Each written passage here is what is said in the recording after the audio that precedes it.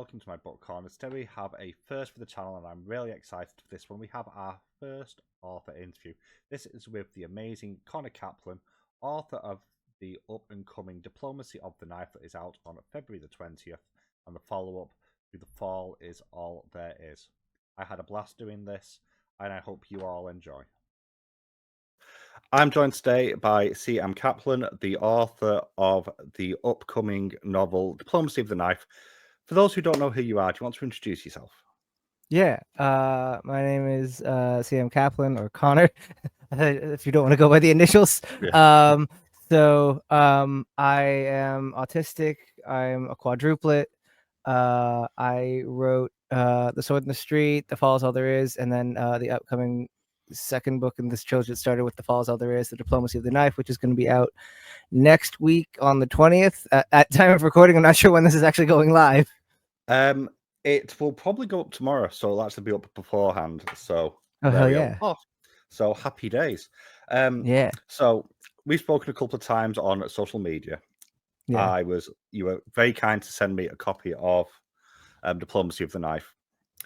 Absolutely love it. First off, loved The Fall Is All There Is as well. When you started writing up this series, was it always intended to be a series when you started, or was it initially planned as a standalone and it's just grown in scope over time?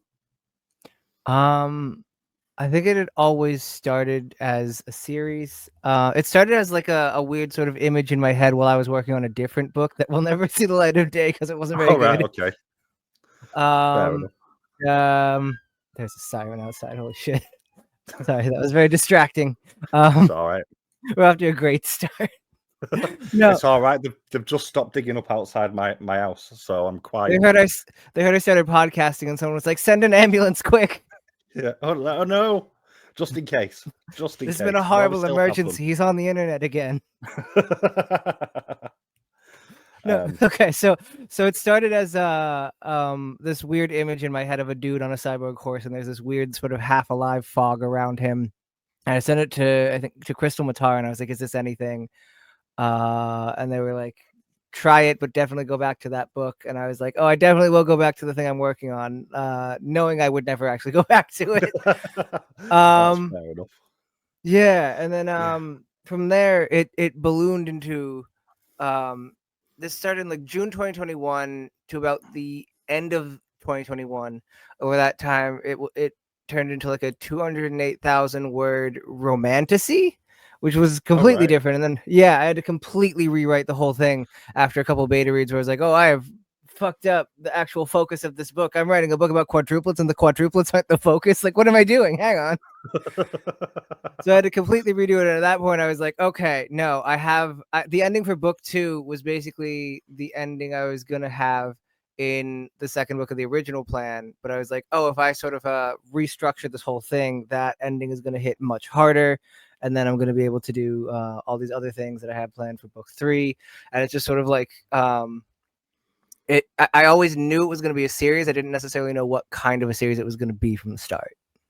Fair enough. I know I've noticed in like your author notes, you've said it might be on your Patreon actually, the cutting room floor of cut content, and there's lots of things that have like been thrown out or repurposed or Yeah, I can imagine the image of the cyborg horse surrounded by death fog is a very, very specific one. What inspired you to that? What drew you to that imagery? Was it something you read, something you'd seen, or?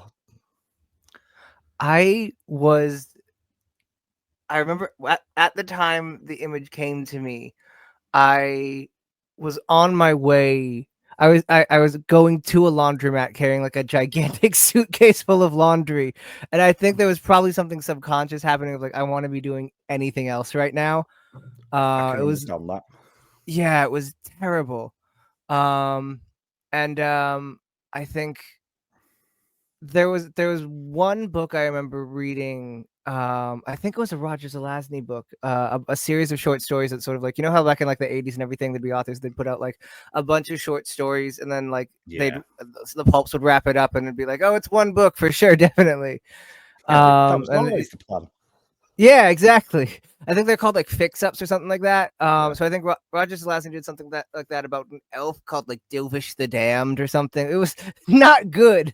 It was like good for like a very tropey sort of thing, and like there's some really good lines in it. But like one of the things is like he's just come back from like hell or something like that. And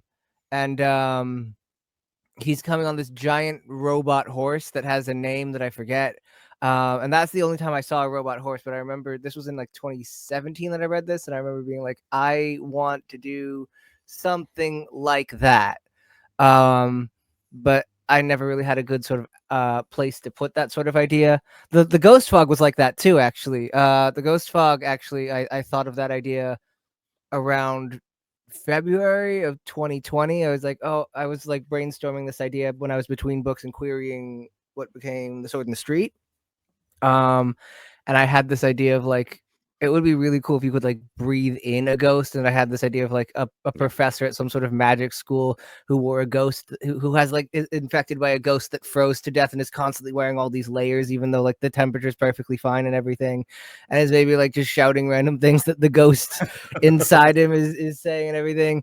And I had this idea, and I was like, oh, and then if that's the entire world, they would all have to be wearing masks all the time. And then March of 2020 happened, and I was like, oh, this is the fucking wrong time to be writing this book. Oh no! Oh God, we are not doing this.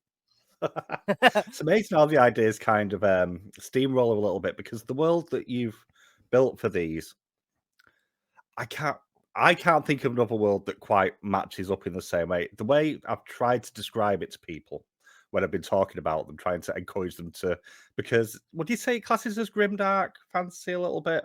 I get a little bit confused over where things fall in classifications sometimes. So I didn't think of it as grimdark at the time, but I think other people have sort of classified it that way for me. Crystal Matars had the similar issue of like when their book first came out, they were like, oh, this isn't necessarily grimdark. There's like a romance arc and everything. Legend And of Brightwash. Yeah. I've not read that yet. I've got it on my thingy to read at some point. You gotta read it. It's really, really good. It's phenomenal. I picked it up late last year. I'll link into something later on, actually. But we'll get there. Yeah, it's an incredibly bleak book, but they did not notice because there was like a romance arc and everything, and they were like, oh, so it's not that dark. There's like this sort of striving for the best and everything kind of thing. And then everyone else read it, and they're like, there are kids with severed limbs in this. What are you talking about? Which a fascinating sort of switch of perspective that actually from the creator to then when people read it, I suppose. Yeah, I had that same. That was what happened to me. Where I was like, this isn't that dark. Like, look how casual and sort of jokey he is about everything. And it's like, this is brutal. What are you talking about? That's what all the reviews were saying after it came out.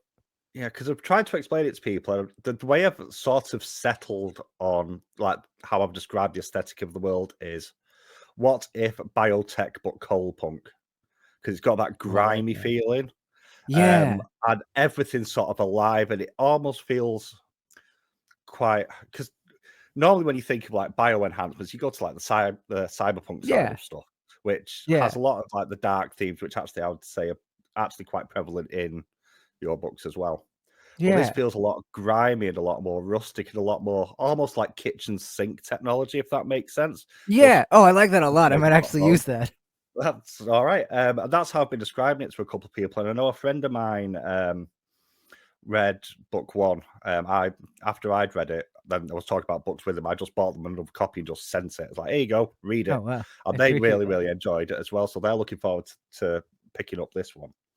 Mm-hmm. And I was trying to think where else I'd seen worlds that sort of mixed these sort of aesthetics together. And the closest I could come was one episode of Doctor Who, of all things, where they were on a spaceship in space, and the clockwork androids, they'd run out of parts to fix the ship, so they'd harvested the people.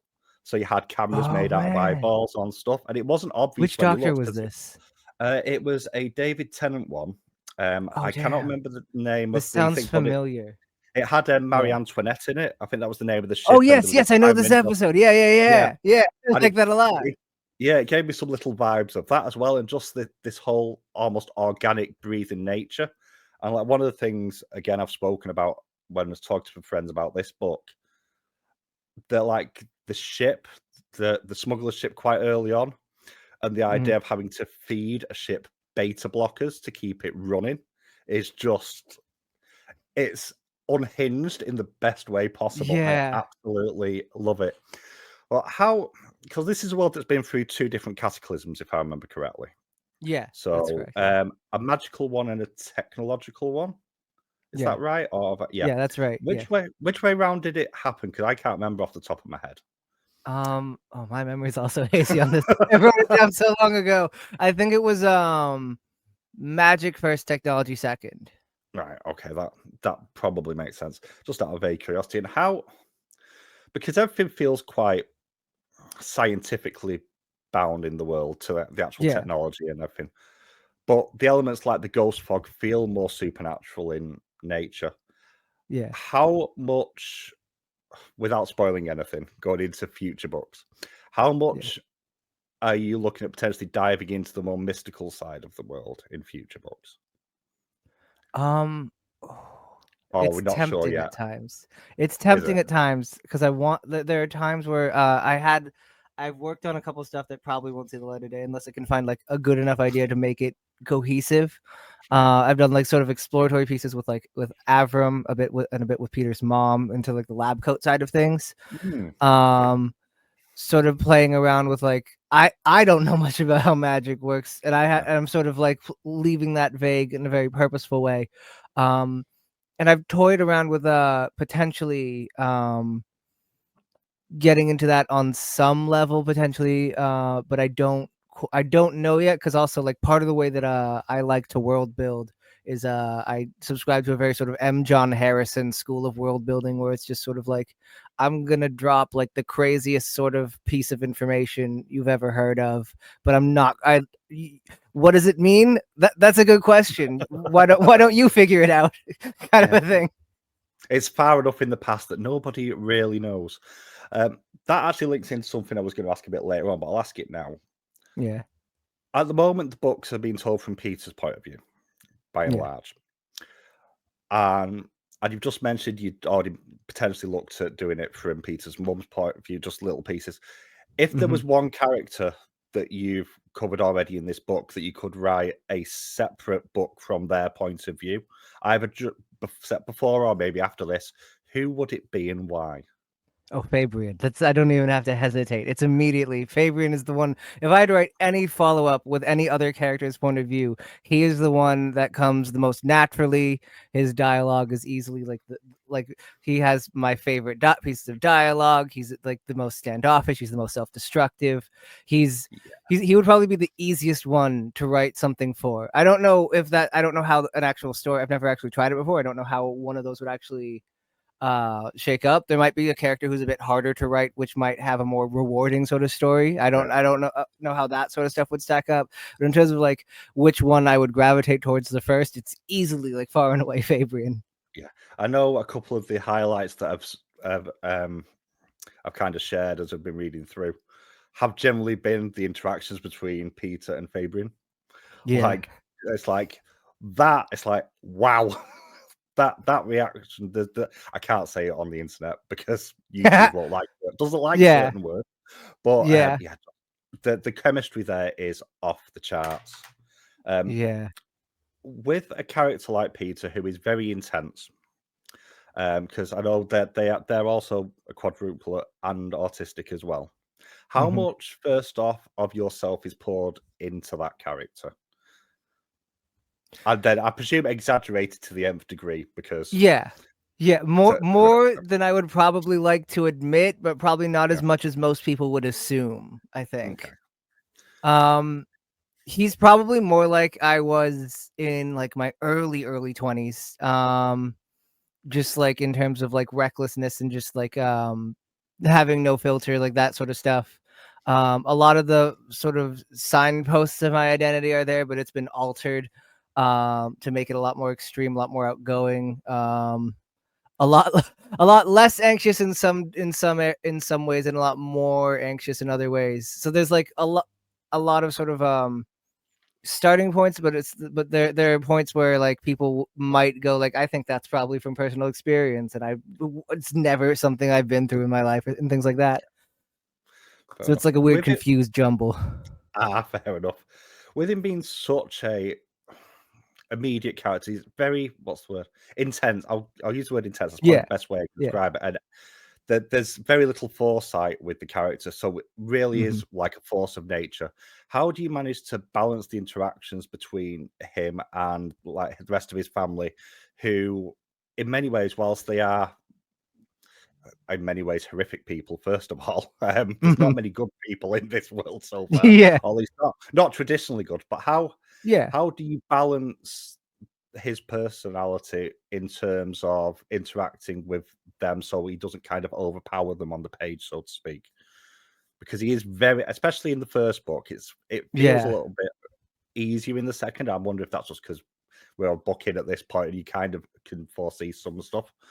But how do you balance that immediacy against, especially where the family are a lot more far-sighted and a lot more conniving, I suppose is probably the better word for them in a lot of Yeah. cases, so that he doesn't dominate them, so to speak, on the page. How do you mean? What do you mean by dominate? I guess is my first question, just so I Um, can get a clear sense of what you're asking. so quite often, because there's a lack of filter there, quite often the voice will come out a lot louder than everyone else's. So if they're on Oh the yeah. page, they're a lot larger than life than everybody else that's around them. Yeah, Oh somehow, yeah. even though the other characters are a little bit more subdued in their motivations, I'd say, Yeah. if a little bit obvious at times, because politicians and never trust them. Um, Yeah. but how do you make sure that he doesn't kind of steal all the limelight, so to speak, Yeah. from the Oh, people around okay. him? Yeah. Oh, this is a fun question. This is actually one of the more fun questions I think I've ever been asked. Actually, this gets into a lot of really nitty gritty sort of nuts and bolts techniques that I really like. So with Peter, or with the characters that he's interacting with, I have to be very sort of intentional with the way I use their space, because Peter's going to take up so much of the point of view, and everything he says, or anything they say isn't going to have as much sort of a page space as the amount of time he's going to spend processing it. Yeah, So the first technique usually is I need to characterize them by the way Peter thinks about them. Um, the um, the best example I have of this is probably Peter's mom. Like she only has one scene in book one, and she's only got like maybe two or three, I think, in book two.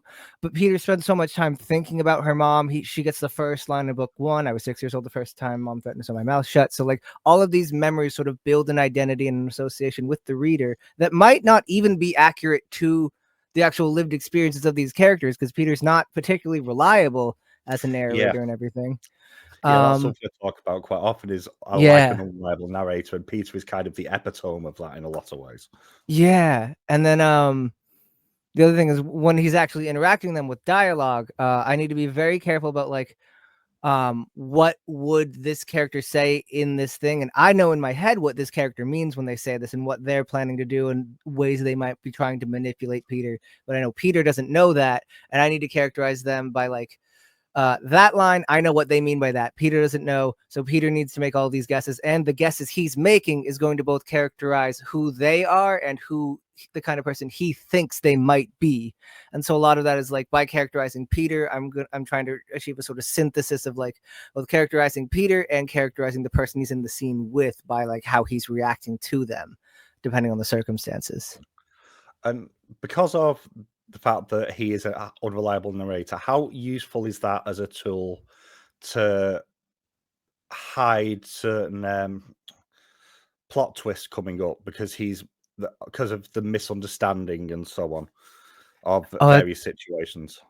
that that stuff makes it it's so easy. Yeah, It's so easy to hide some stuff because he's not going to pick up on stuff, but like there's moments like in one of my favorite moments of dissonance throughout book one, and it comes up a couple times I think in book two, where it's like Peter's constantly insisting he's like different from his family in this very significant way, but then like once he gets back he's basically acting exactly like the rest of them. He starts scheming and everything as well, and he's doing all the things. He's like, there's the whole section in book 2. He's like, I'm different from everyone. Then by book 2, he's like, can we just hold these people without a trial and just like lock them up for the remainder of this war? Just deprive them of their rights. Like, how hard could it be? You know? Yeah, It's like, there's a few points in there actually in book 2 that I noticed where it's like, I'm not like them, and it's like, yes, yeah, yes, literally. you are. Here's He's the not evidence. self-aware. He's not No. self-aware, and it's really easy. Like, that lack of self-awareness can make it really easy to sort of like imply from Peter's perspective that things are going to go in one direction. But anyone who's picking up on reading between the lines and noticing the dissonance of what he's saying can sort of glean like, oh, he's making a horrible mistake here.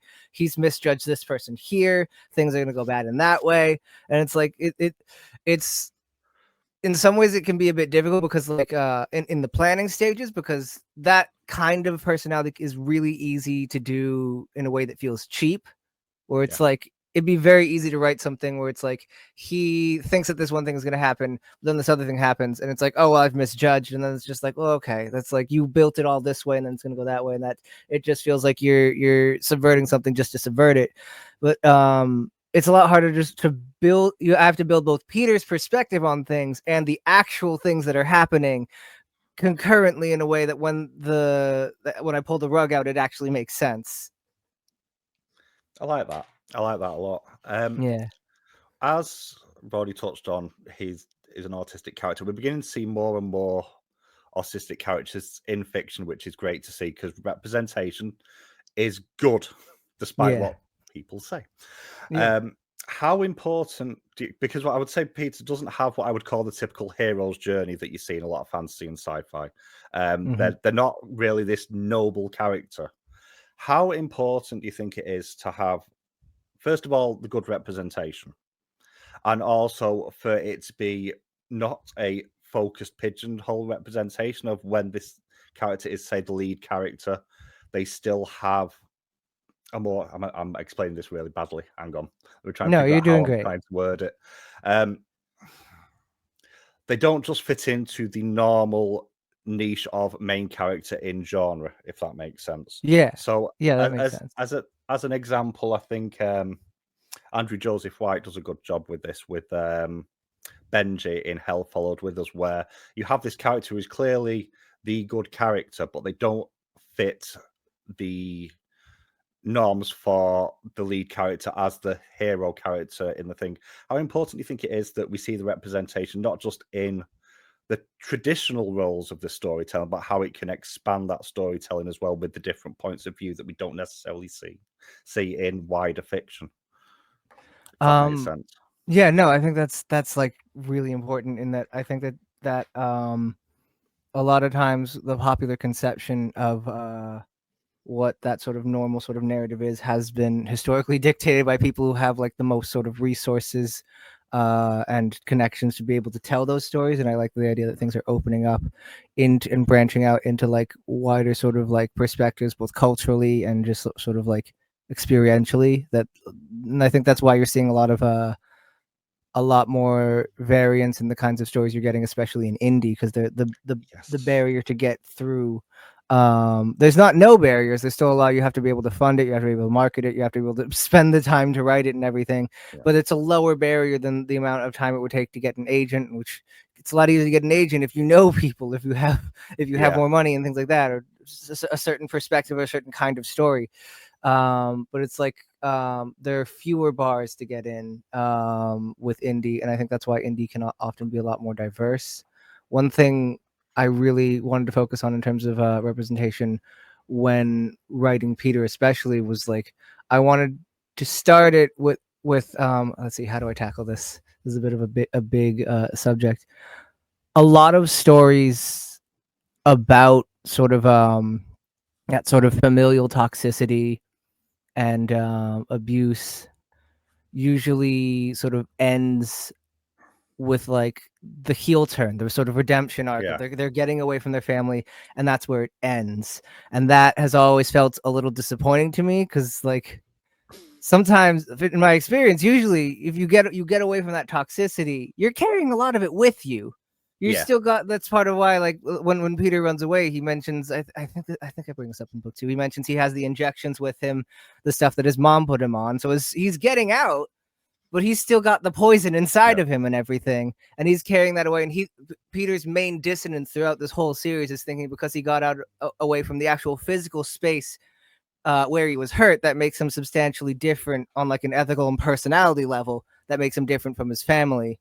And every time he fails to realize that toxicity is in him too, and he's still carrying it around, even if he's wise enough to realize what kind of a space this is, until he can realize he has to get it out of him personally, he's gonna keep getting hurt.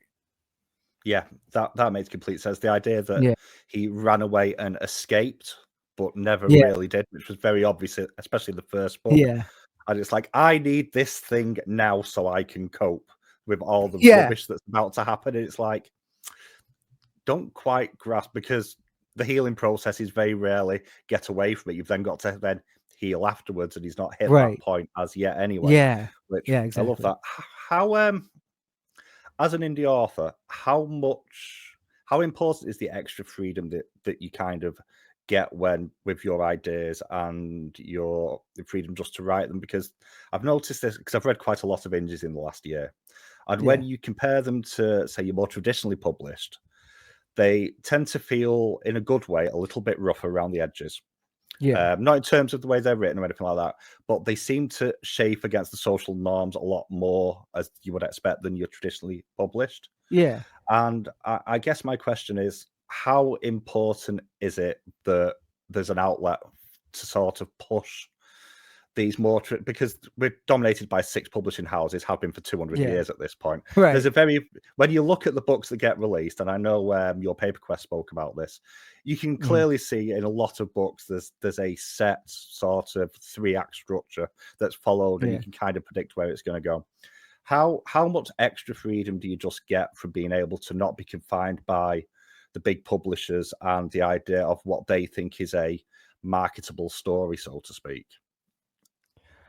I think there's a bit of a mixed bag happening, because like on one level you have more freedom to experiment, but you're also gonna sort of front load all of the risks. So like you can write any story you want, but if you can't at some point sell that to someone, you end up having to eat that loss. The good thing about indie publishing is like you don't have to use the same set of skills you can use in traditional publishing. Traditional publishing, the business model is like, we're just going to aim for the widest swath of people who we think will buy this book, and that's going to hopefully pay off for you, and you'll make the return for whatever advance they've given you. That they're going to gambling, you're going to sell at least this much, and that'll pay off. And with indie, it's sort of like you can really narrow in on a very, very specific niche. And trust that if you can really mine into that niche, you're going to be able to sort of get a similar sort of amount of return for whatever you're putting into this.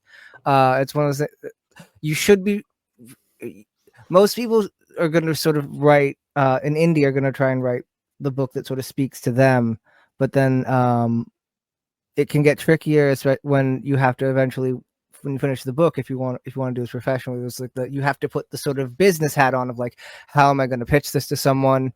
What audience am I pitching this to? And I think you have a lot more room to move with that in indie, because like you have more ability to sort of put more varied stories on the table, and I think that's actually a really good thing. That's good to have that sort of release valve, that cultural release valve on being able to add variants, because I think that also makes traditional publishing a lot stronger as well. I think there's a reason a lot traditional publishing has also seen a sort of rise in more diverse voices, especially in the last like 10 years or so. And that like I think that those two happening concurrently is probably because in some ways the rise of indie has also sort of pushed traditional spaces in some ways to compete on a level that it was harder to before. It was easier to get your stuff out without a publisher. And I suppose my next question after that is, there's so many books that are released every day. I can't remember the number off the top of my head. It's some insane, it's a mind-blowing number. Yeah. How do you go about getting yourself your latest title noticed in that such a crowded amount? But obviously you've just I can't speak. You just No, touched you're on doing good. You're doing good. you've just touched on like the you can focus on one group, but even then, if you're focusing on one group, there's a lot of books that might come in that focus on that one group. Yeah. How do you make your work stand out? If that makes sense. No, that does make sense. Yeah. There's a couple different things you can do. There's some stuff you can do on a craft level, some stuff you can do on just like a business level, I guess. I'm starting to feel like I'm talking about sort of small business stuff here. But so let's focus on the craft for a minute. On the craft level, you're gonna do yourself a ton of favors if you know what you do well and you focus, you really hone in on that. I have a decent penchant for dialogue, but I think the stuff that mostly blows people away about the kinds of books I write is I can think of descriptions that are just totally bananas that no one else is just sort of like, what the fuck was that? I wish I thought of that. I can do a lot of that, and that's pretty easy for me to do. And so it's like I need to. So as soon as I realized that I had that sort of knack, I knew I had to write a lot of books that that are taking advantage of that ability to the best that it can. I don't think I did that very well with Sword in the Street because I was doing a lot of the weird sort of sentences in the same way. But it was a very traditional sort of fantasy world. And it was a good object lesson. But I was competing in a very crowded market for traditional fantasy. And I don't necessarily feel like I had a ton of draw to my thing specifically that other people didn't also have. Whereas with part of the reason I went the way I did with The Fall Is All There Is and The Diplomacy of the Knife is like, okay, I can write these weird sentences. What if the rest of the world was weird? And that took a while to do. I wrote like multiple drafts throughout 2021 and then 2022, and it was only around summer of 2022 that I started adding in a bunch of the weird stuff. The cyborg horses were there, the ghost fog was always there, but the technology surrounding that only came in very, very late in the game, only a couple months before I published it, because I realized I could write all of these weird sentences. I had a couple weird ideas, but I needed to really layer that in throughout, which then gave me a better hook as soon as I published it to be like, look at this weird shit. You're not going to see this anywhere else. Look at this fucking freak book. This sort of, look at this shit. This is crazy. You're never going to see this anywhere. Look, it's a very, very easy to point to that. And sort of like a lot of people are going to be like, wow, I've never seen anything like that. Although the inverse of that is that some people are going to be like, wow, I've never seen anything like that. I don't know if I'm going to like that. And then they're going to go read like Ryan Cavill or something like that, you know, like not to say that he's bad. He's very good at what he does. He is a good example of someone who's in the indie space who knows exactly what he's doing, exactly who he's pitching it to. And he's done phenomenally for himself because he's a very, very, very talented. We are sort of at opposite ends in sort of approach, but I mean, you can't lie about the numbers. He's far outselling me, you know? So he's doing really, really well. He's a phenomenally talented guy, but we're sort of on different ends of sort of approach to like the genre and everything. And it's I think a lot of the ability to get noticed is on a craft level is being able to figure out like what you do well, the kind of story you want to tell, and being able to maximize that. And then after the book is out, a lot of it is sort of like finding the people who are already there, who are doing something similar to you or who you think would appreciate it. Authors who are already out there and just sort of being like, hey, I like what you're doing. Like, part of the, I'm very good friends with Crystal Matar. I brought her up a few times already. And it's part of the reason we got so close was like when they first published Brightwash. I sent them a DM like, hey, I really like what you're doing. Can I get your perspective on this? How did you do this? How did you write this stuff so good? And also like, how did this stuff get noticed? And they pointed out like, oh, I was just sort of befriending a bunch of authors. And then by the time I published, I had all of these author friends who were much bigger than me, who were sort of looking like, wow, look at this book. It's really good. And everyone's like, oh, hey, I know Michael R. Fletcher and he's really liked this book. So maybe I should check it out because this guy writes really good books. And let me see if this book is as good as this other stuff. And it's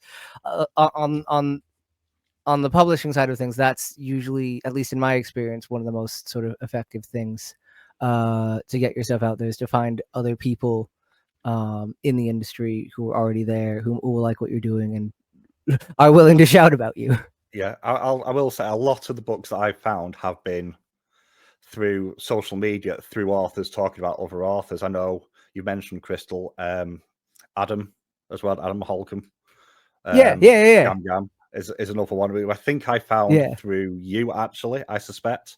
And Yeah. like loads of others, and I'll be honest, there goes my pen. All the books that I've found in like the last year that I've enjoyed the most, or I think are the best books, have generally been in indies because they've taken a few more risks and they're a bit Yeah. more creative is slightly unfair to more Yeah. traditional thing, I But think, but they can take a little bit more risk, and I really, really enjoy that. yeah. I did have something that I wanted to jump into then, and it's just gone completely out of my head. Oh no, that was it. You talked about your world building and your describing of the scene, and this is something that really does actually come through all the way through, be it the architecture of the buildings made up of like the ancient bones and the fossils and everything drawing back.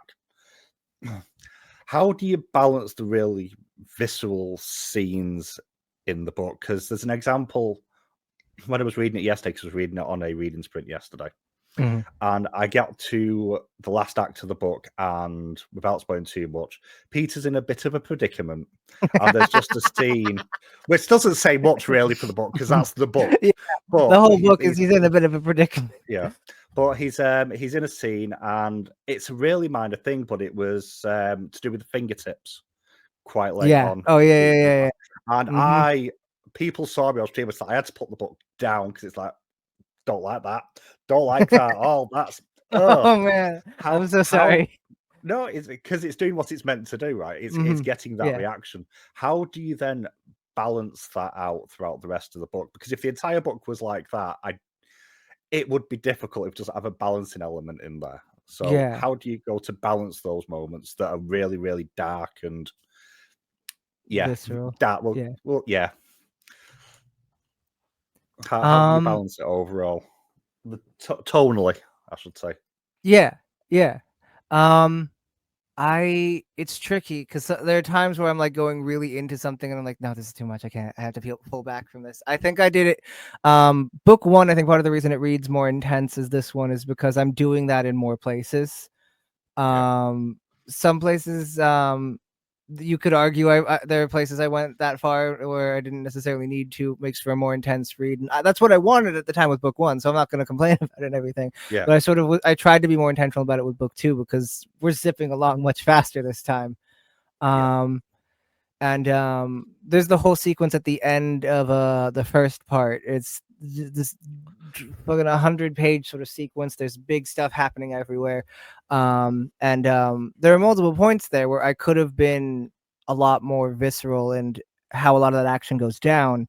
But because I know we have a lot of stuff to get through, I'm gonna try. I'm gonna drop like one sentence here about this thing, and then I gotta move. We got so much. We gotta wrap this shit up. There's so much stuff happening, and a lot of being able to balance that is sort of trying to figure out like, all right, how is this going to hit emotionally for the reader, and is this a scene that you need inertia and speed of like we're just going to this thing, we're going to this thing, like that style of craziness, or is this a scene that I can really settle into and stretch out a bit with like if it's a scene where there's not as much stuff going on, and which is going to be more emotional and more intense. I that's where I'll stop and luxuriate a little bit in like how sort of intense I'm going to go with the descriptions. Whereas like a lot of the more frenetic scenes, if there's a lot of inertia to a scene, I'm not quite going to stop as much. And a lot of it is like I want to reflect where Peter's at, and how sort of emotionally raw he is at any given time. So if Peter doesn't have as much time to focus on a lot of these things, I'm not going to give it that time to really sort of dig into a lot of the sensory stuff on the same level as if he has nothing but time to dig into a lot of that. Well, one thing I really liked actually with Peter as a character is you can get this sense when he's becoming sort of overstimulated or overawed by everything that's going on around him. Yeah. That the first thing he starts doing is he starts running his mouth a little bit. Yeah. And it adds a certain level of brevity, and like just some of the comebacks just snap so hard, which I really, really liked. Even in like the moments where there's such a level of, yeah, you're not getting out of this in one piece. He'll say something and it just lifts the mood just enough to sort of balance it out enough, which I really, really enjoyed. Like you already mentioned Fabian, but I also felt that quite a bit with Edgar in particular as well.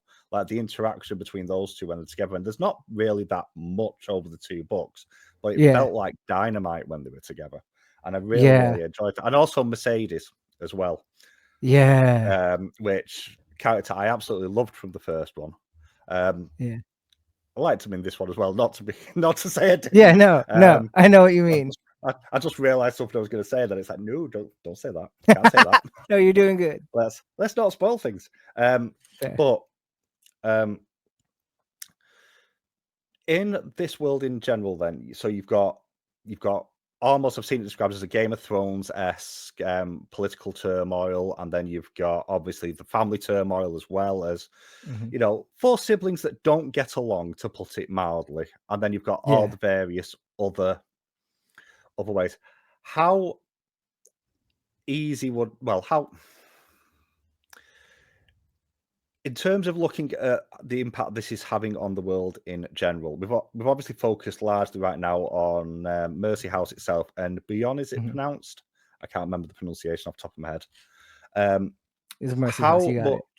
Yeah, how much after effects are we going to see like rippling out into the world as this goes on, or is Peter going to see potentially going forward? Do we think? If things go in the way that I'm expecting them to with book 3, he's probably going to be seeing a lot of that. He's probably going to see a lot of those after effects. Awesome. Yeah, I have some very sort of I don't want to give away too much, but I have some themes I'm planning to sort of wheel out with book 3 that's sort of focusing on a lot of the sort of stuff that, to put it diplomatically, a lot of the stuff that Peter's been sort of ignoring or putting to the side, he's going to be sort of forced to confront in book 3, at least if the current plan holds. I don't know. Yeah. Usually with these drafts, they vary wildly, so I could be writing a completely different book in like by like fucking 2030 or whenever this third book comes out. Do you have a favorite scene in the series so far? Oh man. Or favorite chapter? Oh, that's such a mean question. It's like, do you have a favorite child? No, it's great. No, I love this. No, this is great. Oh man. Can I pick one for book 1 and one in book 2? Yeah.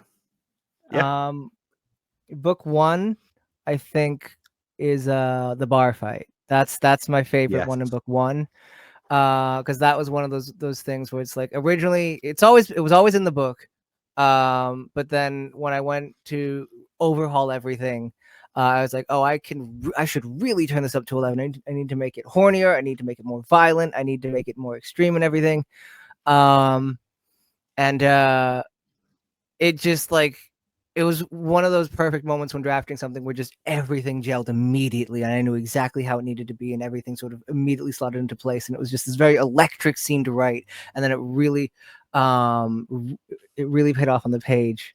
It's tied up there. I'm cheating a little bit. It's tied up there with the horse crash scene as well in book 1, where that was another one of those that did a similar sort of thing, where it's like, as soon as I was like, oh, that would be really evil to do, I really have to do that.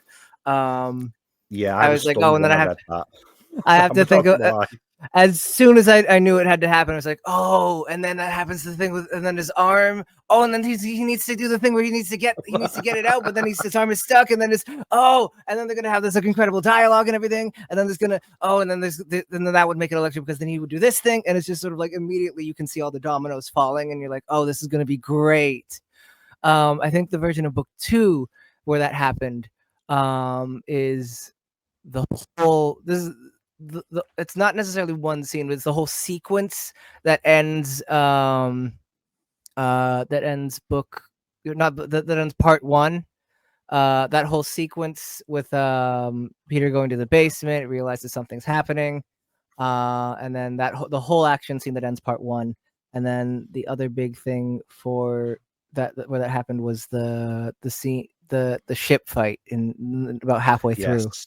Those Yeah. two, I'm sort of picking 2 from each book, so I'm kind of cheating. But those 2 are sort of my favorite set pieces. That it's like those unlike the ones in book 1, these took ages to actually build, because like I had all these different elements converging for these big scenes in book 2.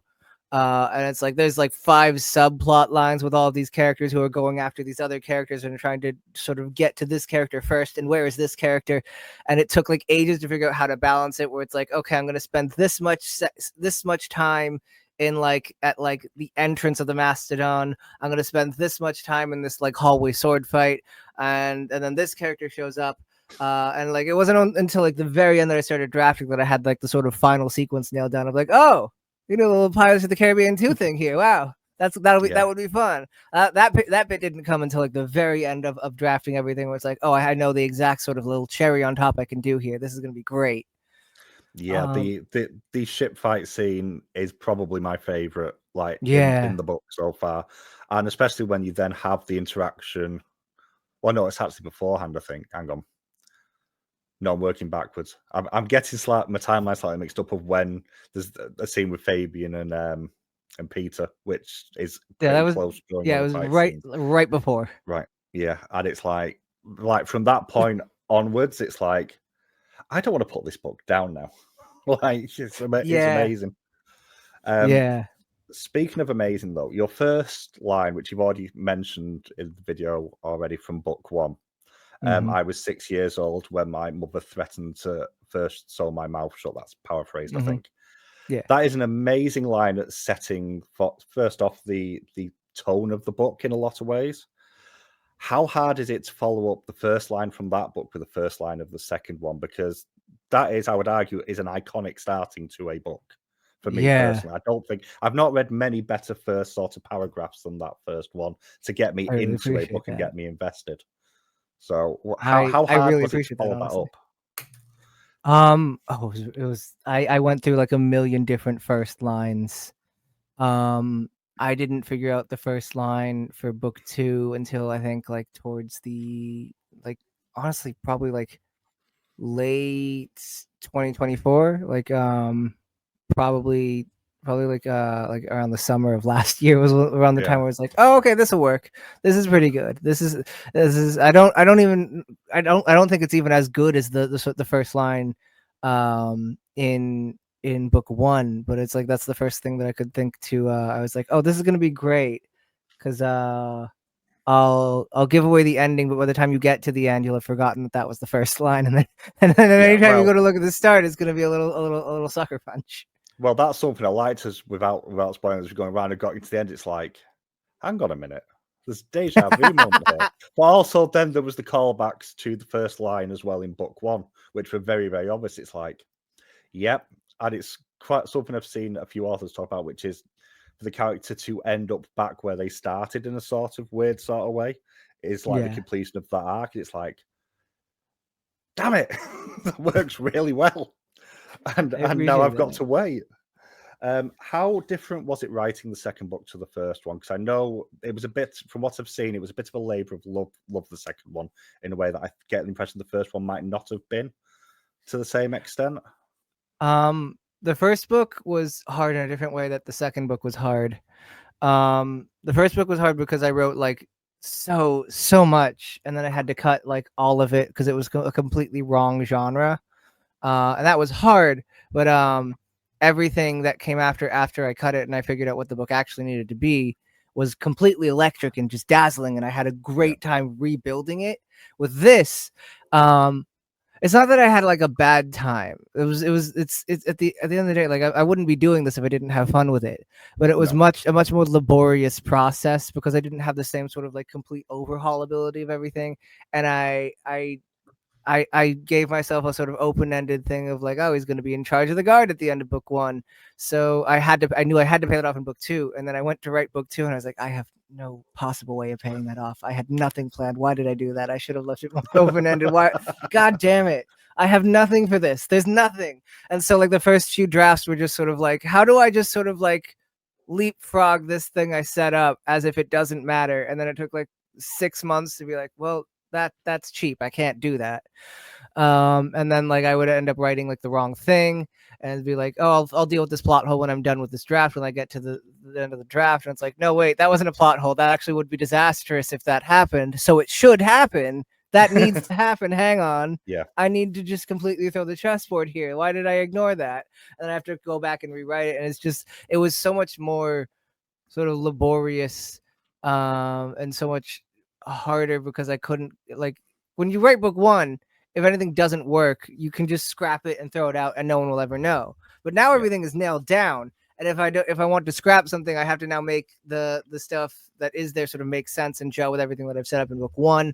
And then I need to like set up, and then I also have to set up stuff in book 3, and I don't even fully know how that's gonna go. And it's like, all right, we're gonna learn from the mistake last time, and we're gonna not like make a huge setup of like the immediate next arc is gonna be this, except for the one big thing, which does sort of lock me into a very specific plot line that I probably shouldn't talk about.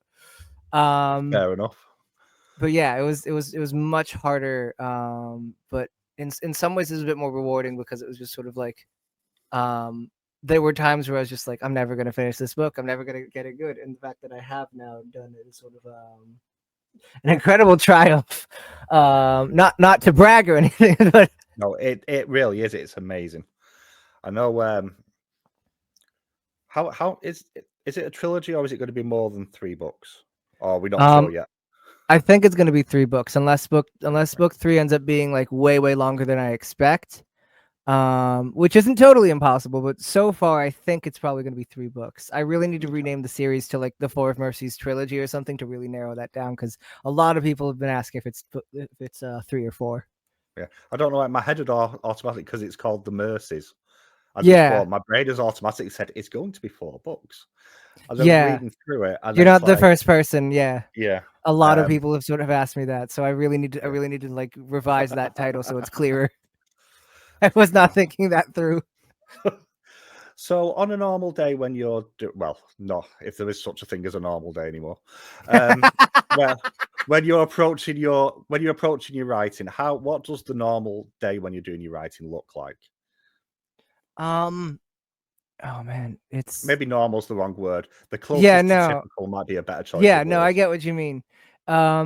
Usually, it's I usually will on a normal day I will usually help my fiance get to work, and then while she's at work, I'm usually going to sit down from about like I give myself like an hour or so to sort of like think about what I want to be doing and sort of plan like how I want the day to go. Then around like 10 or so, I'll actually like sit down and be like, all right, I'm going to try and get like, I'm going to write until about like 12 on like in these sort of 25-minute sprints. Usually I'll do that with a couple other authors so that we can keep each other accountable.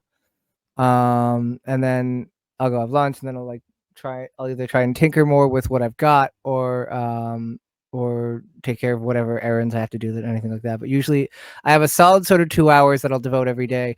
And then in the afternoon, if I don't have anything else to do, I'll sort of I'll try and get I'll try and sort of add more or sort of revise what I've got. And the good news is that I write very quickly. So I can get like 1,000 words in like 25 minutes if I really sort of buckle in and concentrate. So I can get a lot of words in those 2 hours. But then I don't know how long it's going to take to get a finished draft, because like, as mentioned, I have to go through a lot of drafts to figure out what the actual plot is. Yeah, I was going to say, is it the writing you enjoy more, of the editing process? And I suspect it might be the writing more than anything else, but it is probably I like I don't like the first couple rounds of writing. The stuff where it's new and anything it could go anyway. I like the revisions when like, oh, okay, I know what the book is gonna be, and I'm confident that this is where things are going. And then those drafting things of like trying to make it all fit and make it all work and get it up to the same level of quality. Those bits are where it's the most fun. The bits where it's like, I don't even know if I'm gonna keep this fucking thing. It's like those are the worst. I hate those. Those are the most demoralizing thing of like, I just spent 5 months working on this and I'm only gonna keep about 30% of it. God damn it. And Yeah, then no, but that'd then be anything rough. I'm confident I'm gonna keep is something I'm enjoying. But anything where it's I don't know whether or not it's even gonna be in there is those are the rough. That's where it feels like pulling teeth. Yeah. Have we got Flesh Pockets coming up in the next book? I need to ask that because I read the end of the thing that you're going to get them in somewhere. She's my fiance has been trying to tell me since I think like mid 2022 that she thought it would be cool. I think she read somewhere that like otters have something like that for where they keep like their favorite little rock or Yeah. something. I might do it here if I can think of a good reason to include it. I'll put it in. I can think of a Yeah. fun little thing of like someone surgically altering their body or something, and there's a moment where you think that someone's got them on the ropes, and suddenly like they reach into their stomach and pull out a fucking knife. That might be cool. I suppose another thing I wanted to ask, we've gone nearly an hour now, is when it comes to once your book's out there and you start to get the reviews coming in and sort of feedback, how do you cope on those occasions you get a bad review? That was harder for me before I was in SPFBO. Yeah. Yes. It's one of those things where it's like the hard part is not necessarily like the initial reaction. The easiest answer is you shouldn't look at reviews, but I don't have any fucking self-control. I will look at them just because like sometimes I'll find like a good quote. I try to focus on the 5 stars, but if like I check from newest and I see there's a new one, it's like sometimes it's just I just get too curious. But it's like consciously it doesn't really affect me. But sometimes like on a subconscious level where I'm like, oh, it doesn't affect me, and then suddenly like I'm doing something else and I'm like, why am I like so angry for no reason? And it's like, oh, okay, I need to process this. Right, cool. I forgot that was a thing I needed to do. Apparently it did affect me. I didn't notice. But usually it's just sort of like that was before SPFBO. After SPFBO, like having that sort of 6 months in that level of limelight sort of builds up a lot of calluses. And it's a lot easier to like I could get any kind of review and it's usually pretty good. And part of the reason it's gotten easier is sort of like I've been able to accept like I went into both of these books and I was like, here's what I want to do, here's the hills I'm willing to die on. Not everyone's going to be a fan of these things, and if they're not, then that's fine. And being able to accept that like I went in and I did everything I wanted to do, and anyone who doesn't like it is it says more about them than it does about me, because like sometimes a book is not going to be for you, and that's not like a problem. It's not inherently a fault of the book. It might be easier emotionally to be like, well, everyone who doesn't like it is a fucking idiot and it is uncultured swine, but like that's just not true. It's like sometimes you just don't like it because it's not for you. Like my taste is not like everyone else's, and it shouldn't be. The diversity is our strength and everything. It's just sort of like everyone should like different books. That's absolutely fine. And have access to them as well. Yeah. Which I'm not going to go on a banned book rant right now. I've done that enough times over the last year.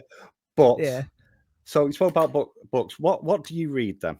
Do you read the sort of books that you write, or do you read completely divergent from that? Like I know a lot of authors seem to do. I try to read as much as I can of every genre. The stuff I really clicked with at sort of a foundational age was stuff like I mentioned M. John Harrison. Veraconium was a very early. I read that in like 2015, and that was, if you like my book, you got to read M. John Harrison. He's doing everything I'm doing, but like 1,000 times better. That was an early read. There was the Broken Earth trilogy, Assassin's Apprentice. Yeah, oh, they're so good. They're phenomenal. I've read 1 and 2. I haven't read book 3 yet. I've got it on my shelf behind me. And Was this Yeah, I've yeah, just yeah. I've just got the live ship books for the Assassin's Oh, series I, because I I've never still need read to them. read those ones. I picked them up last week. I'm on a book buying ban. It's failed miserably, so I've just bought everything. So I picked those I up the like other day, that. and it's like I need to reread them at some point because it's been over a decade probably since I read them at this point. Yeah, And it's like I need to read yeah. all of them, and then I started reading Wheel of Time again, which is Fair, going to take a honestly. year. But Yeah. There's some books that you have to come back to after a certain amount of time. It feels like contractual on a certain level. So like yeah, fantasy is the stuff that's sort of like those are my earliest influences. That's just in my bloodstream now. I don't read as much sci-fi as most people would probably expect from the kinds of stuff that I write.